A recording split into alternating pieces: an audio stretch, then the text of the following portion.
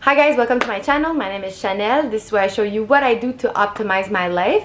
Today I felt like doing more of a medical school video. So just for reference, I finished my Med 4 this year, woohoo! And so yeah, I've completed clerkship in the past and I did pretty well, if I say so myself. So I wanted to share a couple of tips and just pieces of wisdom that I wish someone told me when I started my clerkship. I think these could help with your general experience of clerkship, which is really a hard period in general, but also it could help with your performance, and we love that. Okay, so let's dive right into it. So my first tip is to be kind and helpful. Okay, I know this sounds obvious, but it's not. Being kind is just so underrated, especially in the hospital. So you should be kind to the nurses, to the rude nurses, to the patients that you like or dislike personally, to the family, to the residents, even if they bully you, and we all know that's a thing, and to your staff. Just be kind at all times. There is no circumstances at all where you should do some bittering, because first of all, it makes you kind of a bad person. Second of all, it's a hospital. The environment is already a bit negative. People are sick, and there's no better way of shining than bringing a little bit of sunshine in everyone's life and just being nice to everyone. So yeah, no bickering. Even if you think that it's gonna make you bond more with the nurses or the residents or whatever, just never talk in nobody's back. I mean, the hospital also is a small environment. People are gonna know. Okay, and the second thing is be helpful. So there's this thing where when you start clerkship, you feel like you're a bit useless because you don't have the medical knowledge that the residents have, or even that the Med 4s have, okay? But you can still be helpful, okay? What makes a good clerk is not their level of knowledge, not at all, but what they bring to the team.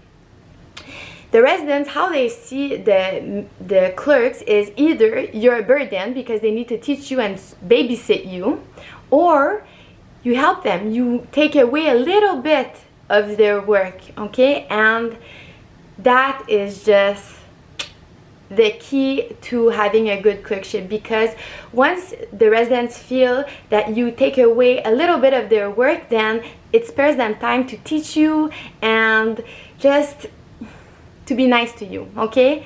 And yeah, that's it. That would be my pearl of my video, is to just try to be helpful as the residents if they need help, and just do exactly what they tell you, even if it sounds trivial.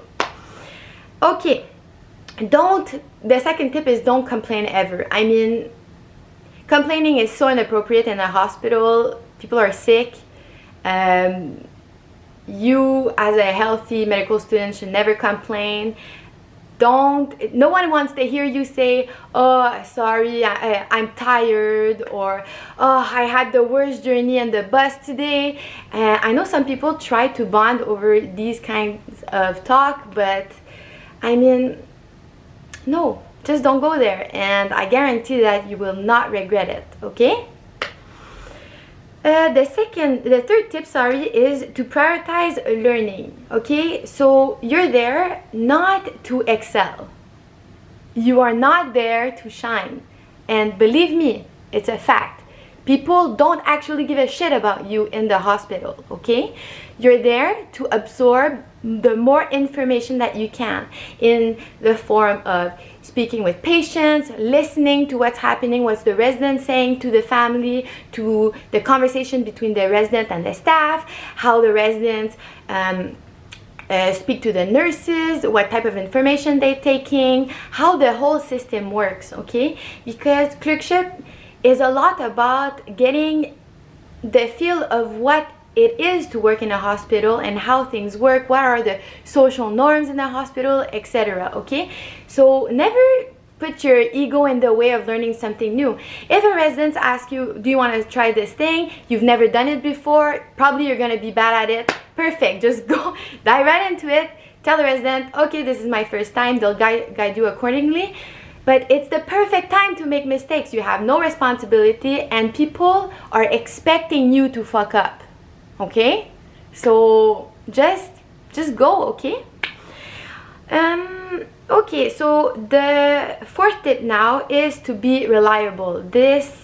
I think this actually is my biggest tip, because I think that's one of the things that distinguishes a good clerk from a bad clerk is, can people rely on you? When you say something, is it true? If a resident asks you, have you checked his heart? Did you auscultate the heart? And you're like, oh fuck, my god, he's known for, I don't know, heart failure, and you know you didn't auscultate the heart, and that's a dumb move, right? Please say yes. Please say no. Say that you did not auscultate. Because even if you know, oh, he has heart failure, maybe probably he has this or he has that, so I'm just gonna answer the most probable presentation. If the resident by any chance goes in there and he hears like a murmur or not a murmur, he knows you're lying, okay? And you don't even think, oh, I'm gonna do it after telling him that I've already done it. No. You don't lie ever, okay?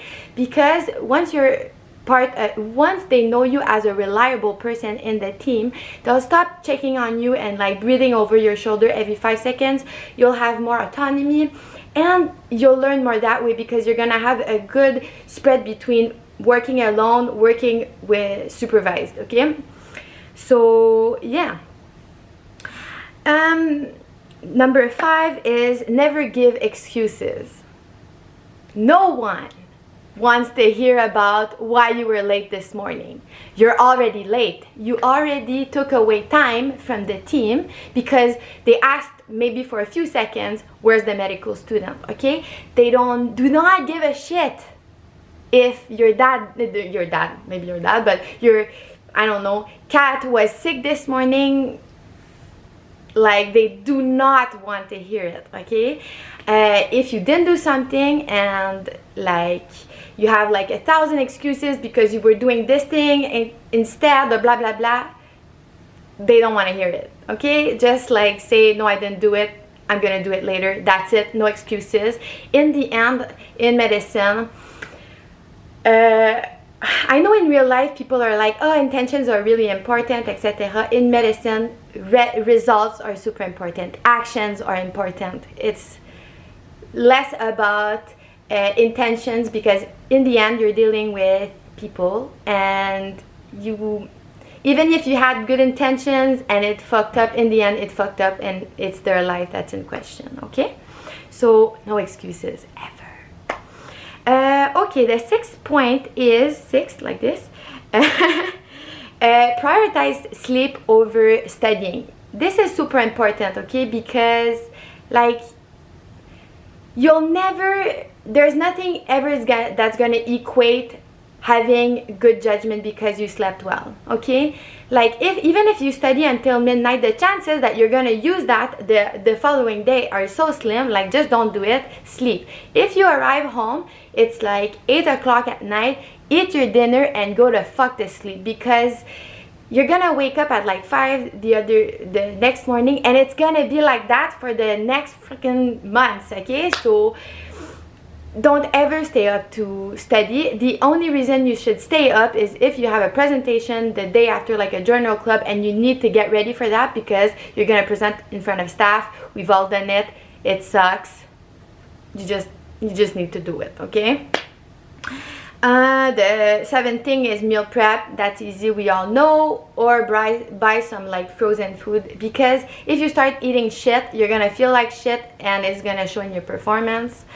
Oh, my battery's gonna die. Anyways, okay, the 8th thing is to dress appropriately, okay? So even if you're tired, it's not an excuse. Dress well, okay? And dressing well is not overdress or underdress. Is you're clean, okay? You don't wear jeans. You wear shoes that are clean, okay? Not outside shoes, inside shoes. That's pretty important, okay?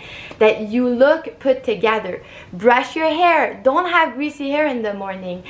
Clean your nails, okay?